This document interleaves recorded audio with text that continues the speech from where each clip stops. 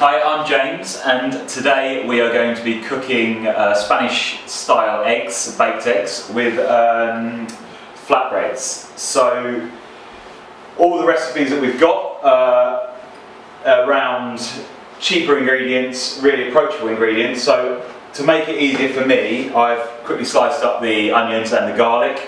So we'll start with a heavy base pan. A frying pan works equally well, and we'll just slice up the chorizo.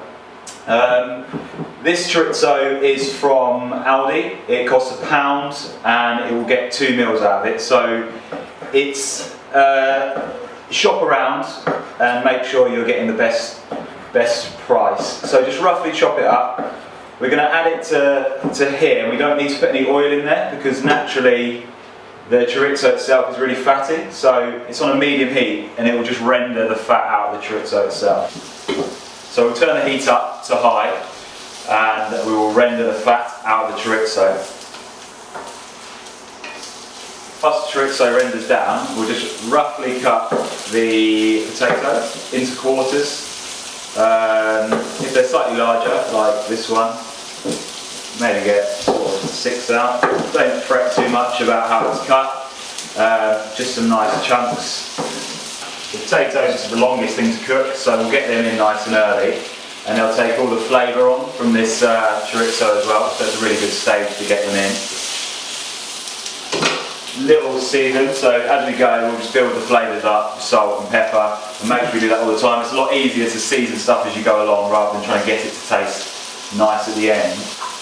Right, at this stage I'm just going to add a little teaspoon of oil.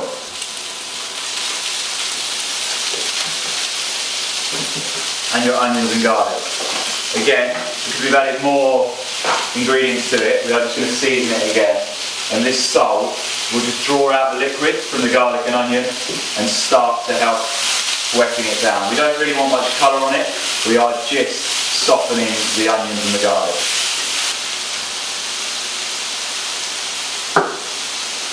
Next up, just a little touch more oil if it needs it, because you don't want the paprika, when we add it, to burn dry to the pan. So we're going for about a teaspoon. Now, paprika, you get 2 types, a hot one and a smoked one. So it's up to you which you choose. My children, there's no way they'd eat a hot paprika. And it is a strong flavour, so just be quite cautious in using it. Perhaps first time you make it, use half a teaspoon, then a teaspoon, and just work up, because you don't want to, this is a family meal and obviously everyone has to eat it. But it is a lovely flavour, lovely smoky flavour.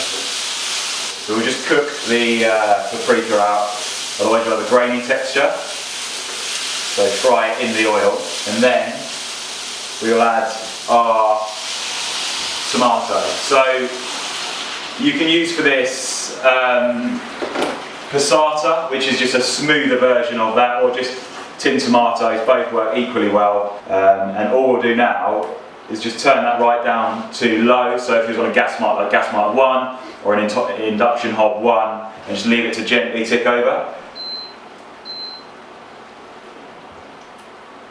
So while this cooks, we're going to make our flatbreads. So this is super simple. You get lots and lots of different methods for flatbreads, but this is something you can do with the kids. It's something I do with my kids. Equal quantities of flour and yogurt. Don't even use scales. Get a cup. One cup of flour, 1 cup of yogurt. We'll just keep a little bit back, so you've got some extra flour just to dust aside with when we mix it. So add the yogurt, and also they might be a bit wet, or yogurt's different. So perhaps you've got that little bit of extra flour if you need it to stiffen up the dough. And also we'll add a little bit of salt, not too much, and a couple of turns of pepper. Mix it together with a spoon, and then once it begins to come together, you can get your hands in and form a ball. So that's self-raising flour in there as well. If you haven't got self-raising flour, plain flour works equally well, but just put a spoon of bicarb to baking powder in to every sort of 200 grams, because that is all self-raising flour is. And there we go, just a little dough, really simple to knock up before dinner. So now all we do is just bring it together to its semi-smooth dough. You don't need much flour on the sides, just to stop it sticking. And then we can chop it into 4 equal balls. Just roll it up.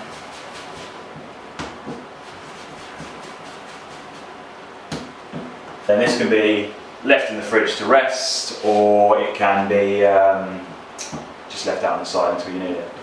Right, so this has been cooking down 10 to 15 minutes. Then we add some spinach and just gently fold that in.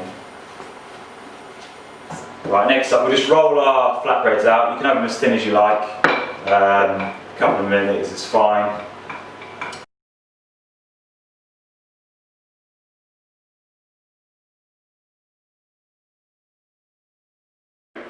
Right, so this is cooked down now for about 15 minutes in total. It's had the spinach in for about a minute, just so it's softened.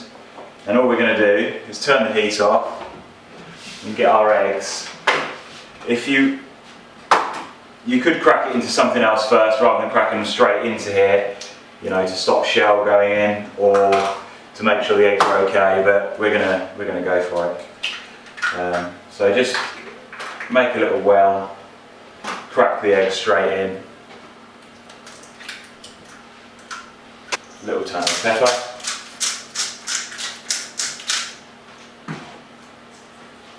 A little sprinkle of salt. And then they're ready to go in the oven, and we'll bake that for about 4 minutes.